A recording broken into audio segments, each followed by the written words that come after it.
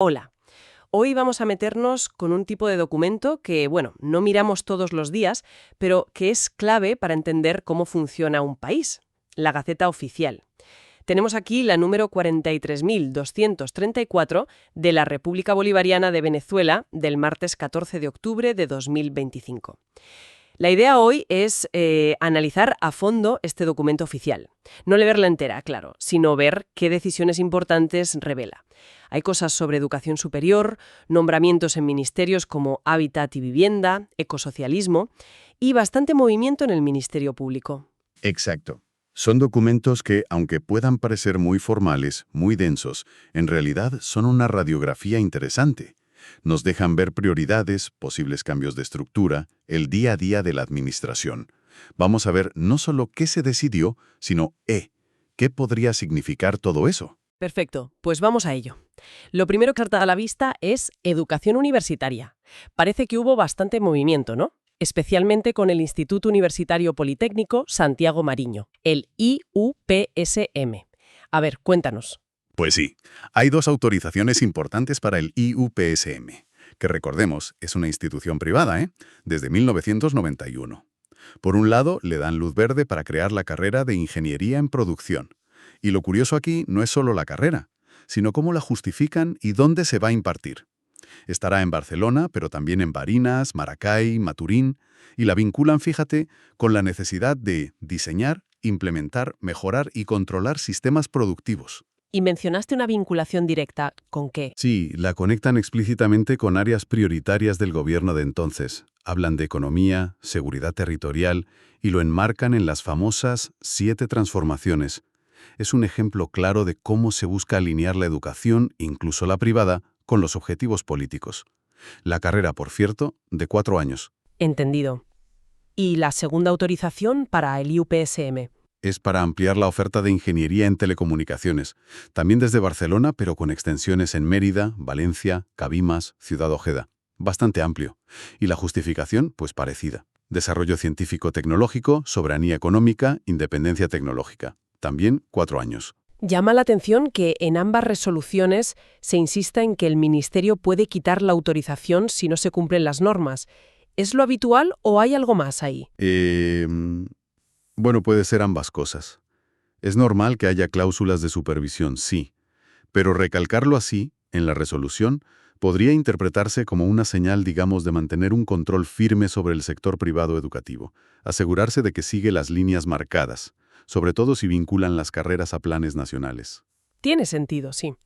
Pero no solo fue el IUPSM, el Consejo Nacional de Universidades, el CNU, también tomó decisiones importantes ese día. Efectivamente, el CNU aprobó 2 grandes paquetes de medidas, 2 providencias administrativas, después de una sesión que tuvieron a principios de octubre.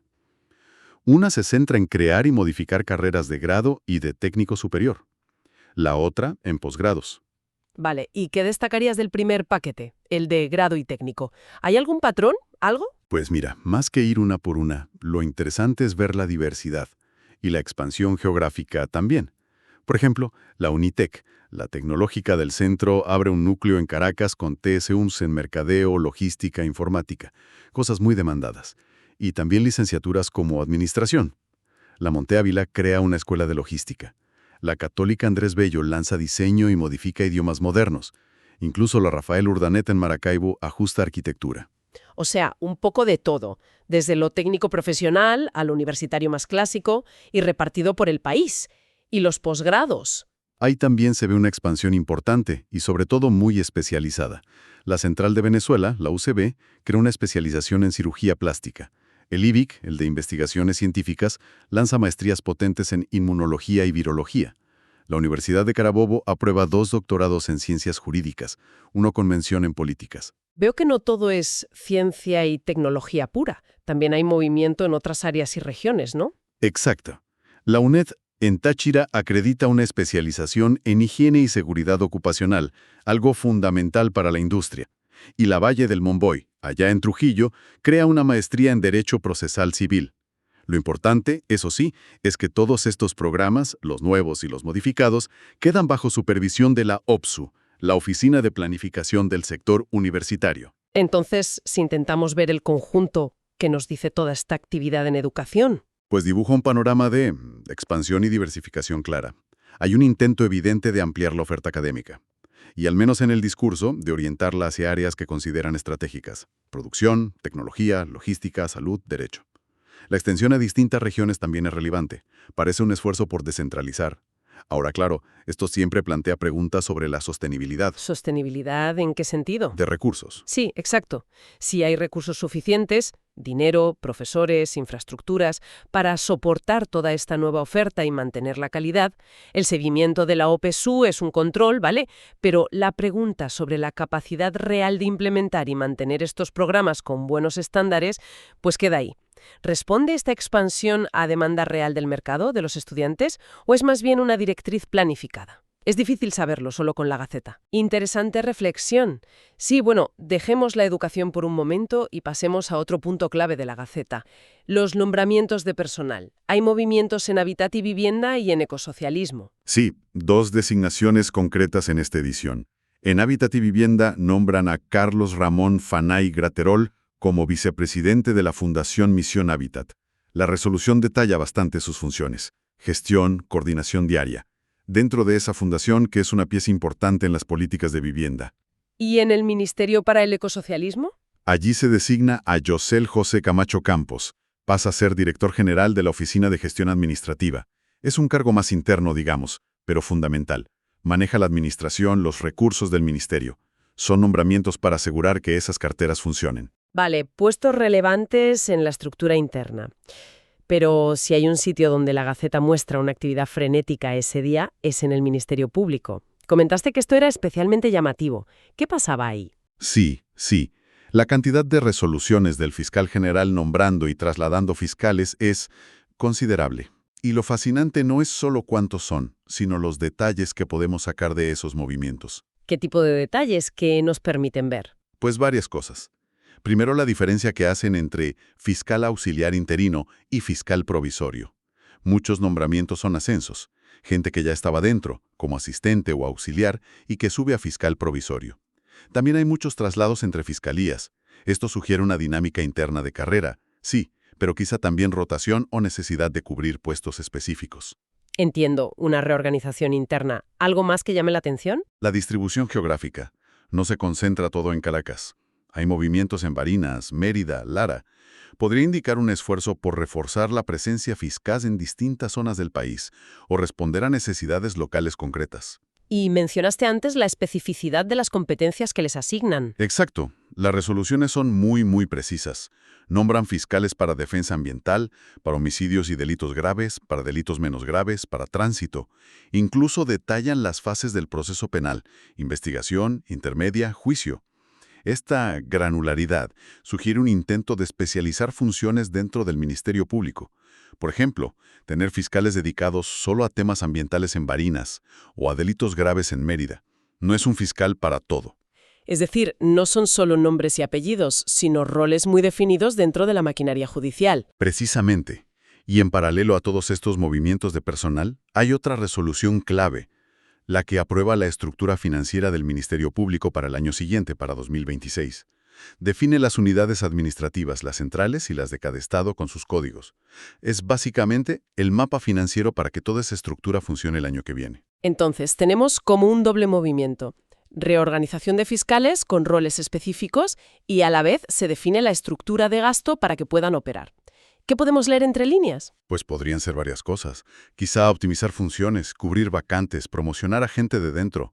O también colocar personas de confianza en puestos clave. Eso siempre es una posibilidad.